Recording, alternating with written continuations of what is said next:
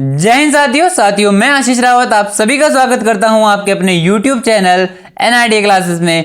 तो उम्मीद है दोस्तों कल वाली क्लास आपको पसंद आई होगी और अभी तक जिसने नहीं देखी है कल वाला मॉडल पेपर और कल वाली क्लास जरूर देख ले। आज क्लास नंबर 2 है और आज मॉडल पेपर नंबर 2 करने वाले हैं। इसी तरीके के पास 50 मॉडल पेपर है और भर्ती जो रिलेशन भर्तियां चल रही है उनकी बहुत अच्छी तैयारी कराने वाले हैं। इसी के साथ साथ जो आर्मी अग्निवीर भर्ती 2025 आने वाली है नोटिफिकेशन शायद दिसंबर तक जारी हो जाएगा और जिस समय इस बार भर्तियां हुई हैं उसी तरीके से शायद फरवरी मार्च में आपके पेपर हो जाएंगे। तो तैयारी में अभी से लग जाइए। ये मॉडल पेपर उन बच्चों के भी काम में आने वाले हैं जो अगली भर्ती की तैयारी कर रहे हैं। अपने आज वाली वीडियो के अंदर 15 प्रश्न जीके के और 15 साइंस के होने वाले हैं। ये वही क्वेश्चन है जो पिछली बार भर्तियों के अंदर आ चुके हैं। रिपीटेड क्वेश्चन को हम इन मॉडल पेपर के अंदर डाला है। तो आज के अपने पहले प्रश्न की ओर चलते हैं और आज की क्लास की शुरुआत करते हैं। तो पहला प्रश्न हमें दे रखा है कि संयुक्त राष्ट्र संघ का मुख्यालय कहाँ स्थित है। दोस्तों क्वेश्चन नंबर 1 हमसे पूछ रहा है कि जो संयुक्त राष्ट्र संघ है उसका मुख्यालय कहाँ पर है। तो ऑप्शन नंबर ए दे रखा है Paris, B New York, C Geneva और डी स्विट्जरलैंड। दोस्तों आपका ऑप्शन नंबर जो बी है वो एकदम राइट हो जाएगा भाई। न्यूयॉर्क में जो है संयुक्त राष्ट्र संघ का मुख्यालय है। अगले प्रश्न पर चलते हैं। अगला प्रश्न पूछ रहा है कि अंतर्राष्ट्रीय अहिंसा दिवस किस तारीख को मनाया जाता है। दोस्तों अंतर्राष्ट्रीय अहिंसा दिवस गांधी जी के जन्मदिन के उपलक्ष्य में मनाया जाता है और गांधी जी का जन्मदिन 2 अक्टूबर को आता है। तो ऑप्शन नंबर ए आपका एकदम राइट हो जाएगा और गांधी जी का जन्म 1869 में हुआ था और ये अहिंसावादी थे।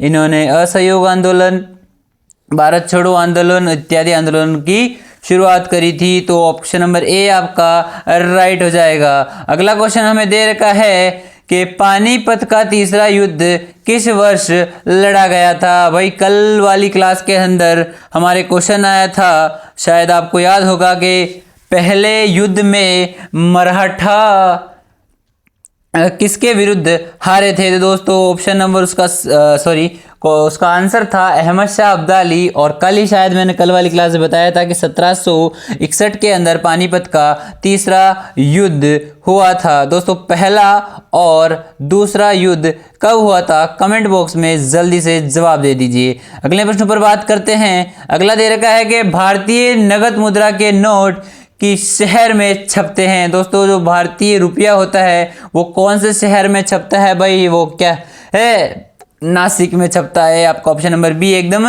राइट हो जाएगा। अगला प्रश्न दे रखा है कि निम्न में से किसे लेडी विद द लैंप के नाम से जाना जाता है। Option number A Sarojini Naidu, B Annie Besant, C Florence Nightingale और डी इंदिरा गांधी। तो दोस्तों आपका ऑप्शन नंबर सी एकदम राइट हो जाएगा। फ्लोरेंस नाइटिंगेल को लेडी विथ द लैंप के नाम से जाना जाता है। अगले प्रश्न पर चलते हैं और अगला प्रश्न हमें पूछ रहा है कि भाई फतेहपुर सीकरी की शासक द्वारा बनाया गया था। भाई फतेहपुर सीकरी किस शासक द्वारा बनाया गया था। तो ऑप्शन नंबर ए है अकबर, बी हुमायूं, सी बाबर और डी शाहजहां। भाई फतेहपुर सीकरी अकबर द्वारा बनाया गया था। ऑप्शन नंबर ए आपका राइट हो जाएगा। अगला प्रश्न हमें दे रखा है कि रूफ ऑफ द वर्ल्ड किस स्थान को कहा जाता है। ऑप्शन ए चीन, बी अलास्का, सी अरुणाचल प्रदेश और D Tibet. Option number D आपका राइट हो जाएगा। भाई तिब्बत को जो है रूफ ऑफ द वर्ल्ड कहा जाता है। अगले प्रश्न की पर चलते हैं। अगला प्रश्न हमें दे रखा है कि भाई अमरकंटक में कौन सी नदी का उद्गम स्थान है। भाई अमरकंटक में कौन सी नदी का उद्गम स्थान है। अमरकंटक कहाँ है, ये जो है मध्य प्रदेश में है, MP में है, ये आपको याद रखना है। अमरकंटक में नर्मदा का जो है उद्गम स्थान है, यानी नर्मदा नदी जो है MP से बहती है। आपको ये चीज़ याद रखनी है। ये गंगा नदी की सहायक नदी है। अगला प्रश्न हमें दे रखा है कि भारत की अटॉर्नी जनरल की नियुक्ति कौन करता है। जो भारत का अटॉर्नी जनरल होता है उसकी नियुक्ति कौन करता है। ऑप्शन ए है प्रधानमंत्री, बी उच्च न्यायालय का मुख्य न्यायाधीश, सी राष्ट्रपति और डी राज्यपाल। आपका ऑप्शन नंबर सी एकदम राइट हो जाएगा।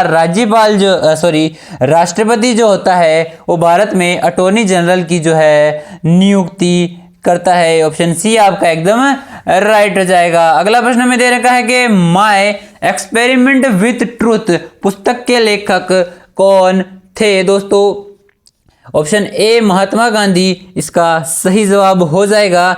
दोस्तों मैं आपको बता देता हूं कि महात्मा गांधी से रिलेटेड इस बार भर्ती के अंदर हर शिफ्ट में लगभग एक प्रश्न पूछा गया था, तो महात्मा गांधी से रिलेटेड टॉपिक इम्पोर्टेंट है और पुस्तक वगैरह के जो टॉपिक है वो भी इम्पोर्टेंट है। तो धीरे धीरे हम पुस्तक वगैरह इन्हीं सारे मॉडल पेपर में हम कवर करने की कोशिश करेंगे। आप हमारे साथ बने रहिएगा और जो हम ये क्वेश्चन लेके आ रहे हैं उन्हें पेन कॉपी लेके ज़रूर बैठिएगा, उनको नोट डाउन कीजिएगा और रट के घोल के पी लीजिएगा, इनसे बाहर नहीं जाएंगे कोई क्वेश्चन। ठीक है, अगले प्रश्न पर हम बात करते हैं कि भारत में लोकसभा के चुनाव कितने वर्षों के बाद कराए जाते हैं। भाई भारत में जो लोकसभा के चुनाव होते हैं वो 5 वर्षों में कराए जाते हैं और जो उच्च सदन यानी राज्यसभा होते हैं उसके 6 वर्षों में होते हैं। अगला प्रश्न में दे रखा है कि निम्न में से अक्सर ब्लैक पर्ल कहकर किसे संबोधित किया जाता है। ब्लैक पर्ल या काला मोती कहकर किसे संबोधित किया जाता है। भाई ये एक प्लेयर हैं पेले करके, इन्हें जो है ब्लैक पर्ल के नाम से संबोधित किया जाता है। ऑप्शन ए आपका एकदम राइट हो जाएगा। अगला दे रखा है भारतीय संसद की ऊपरी सदन को क्या कहा जाता है। अभी मैंने बताया था कि ऊपरी सदन को जो है राज्यसभा कहा जाता है और निम्न सदन को जो है लोकसभा कहा जाता है। तो आपका ऑप्शन नंबर डी एकदम राइट हो जाएगा कि भारत के ऊपरी सदन को जो है राज्यसभा कहा जाता है। अगले प्रश्न पर अपन चलते हैं। अगला प्रश्न हमें दे रखा है कि ब्रह्म समाज की स्थापना किसके द्वारा की गई थी। Option A Dayanand Saraswati, B Swami Vivekananda, C Jyotiba Phule और डी राजा राम मोहन रॉय। तो आपका ऑप्शन नंबर डी एकदम राइट हो जाएगा। राजा राम मोहन रॉय ने जो है ब्रह्म समाज की स्थापना करी थी। अगला प्रश्न हमें दे रखा है गेटवे ऑफ इंडिया कहाँ स्थित है। तो ऑप्शन ए है बेंगलुरु, बी मुंबई, सी लखनऊ, डी दिल्ली। आपका ऑप्शन नंबर बी एकदम राइट हो जाएगा। मुंबई में जो है गेटवे ऑफ इंडिया है और आपको इसकी इसमें बच्चे काफ़ी कंफ्यूज हो जाते हैं कि इंडिया गेट और गेटवे ऑफ इंडिया। दोस्तों गेटवे ऑफ इंडिया जो है इंडिया में जो गेट है वो कहाँ है, मुंबई में है, और इंडिया का जो गेट है वो कहाँ है, दिल्ली में है। इंडिया क्वेश्चन अगला है साइंस का। 15 क्वेश्चन अपने जीके के ख़त्म हो चुके हैं। अब जो है 15 क्वेश्चन अपने जीएस के स्टार्ट होंगे, तो ध्यानपूर्वक इन्हें देखिएगा और क्वेश्चन जो है अपनी कॉपी में नोट डाउन करते रहिएगा। क्वेश्चन है मनुष्य के शरीर में रक्त की मात्रा कितनी होती है। ऑप्शन ए है 1%, option B 7%, option C 14%, option D 90%।